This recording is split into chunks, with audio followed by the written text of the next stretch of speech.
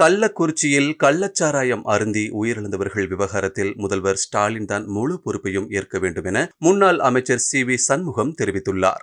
விளக்கம் கொடுத்தார். அவர் கேன்சர் வந்து செத்துட்டார். அப்ப 24 மணி நேரத்திலே கேன்சர் வந்து அன்னைக்கே செத்துருவாரா? கேன்சர் இருக்கிறவங்க கள்ளச்சாராயம் வாங்கி சாப்பிட மாட்டானா? இன்னொன்று விளக்கம் கொடுத்துருக்காங்க.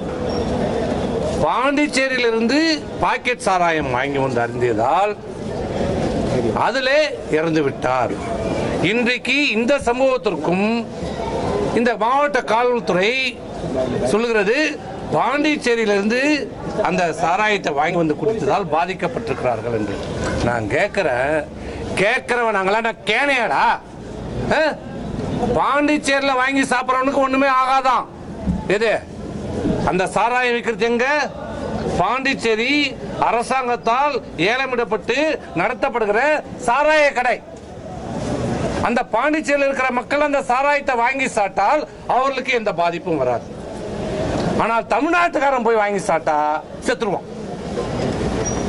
அப்ப அந்த பாக்கெட்ல சாராயத்துல போட்டுக்குதா? பாண்டிச்சேரி தவிர வேறு யார் வாங்கி சாப்பிட்டாலும் உடல் நலத்துக்கு கெடுதி, உயிருக்கு ஆபத்துன்னு போட்டிருக்குதா? போடு. எப்படி இருக்குது? பாண்டிச்சேரியில் வாங்கி சாப்பிட்டா அவனுக்கு ஒன்றும் ஆகாது, தமிழ்நாட்டில் வாங்கி சாப்பிட்டா செத்துருவான்.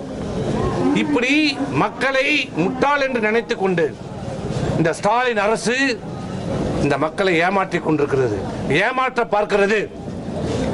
என்ன சொன்னார்? அந்த ஊரிலே அவர் விற்பார், பாக்கெட் சாராயம் சொல்லுது இந்த காவல்துறை. ஆனால் இப்போது அவர் என்ன சொல்றாரு? பிளாஸ்டிக் டப்பா, பிளாஸ்டிக் டப்பால வெள்ளை நிற சாராயம் சொன்னார். நீங்க தானே கேட்டீங்க? இதை மாத்தி போட்டுருவீங்களா? நீங்க தானே கேட்டீங்க. அவர் என்ன சொன்னாரு? நாங்கெல்லாம் ஒரே ஊர் தான், நாங்கெல்லாம் ஒன்னா தான் வாங்கணும். அவர் வித்தவரும் ஒரே ஊர் தான், அவரும் சாப்பிட்டாரு நானும் சாப்பிட்டோம். அவர்கிட்ட வாங்கி நான் சாப்பிட்டேன். பிளாஸ்டிக் டப்பால இருந்தா சாராயம் என்று சொல்லுகிறார். ஆனால் காவல்துறை என்ன சொல்லுது? பாண்டிச்சேரியில் வாங்கின பாக்கெட் சாராயம் என்று சொல்லுகிறது. பாண்டிச்சேரி சரக்கா கூட இருக்கட்டும், அது வேணா தமிழ்நாட்டுக்காரன் மட்டும்தான் சாவானா?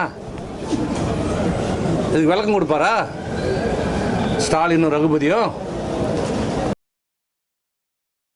செய்திகளை உள்ளது உள்ளபடி தெரிந்து கொள்ள ரெஃப்ளெக்ட் நியூஸை சப்ஸ்கிரைப் பண்ணுங்க.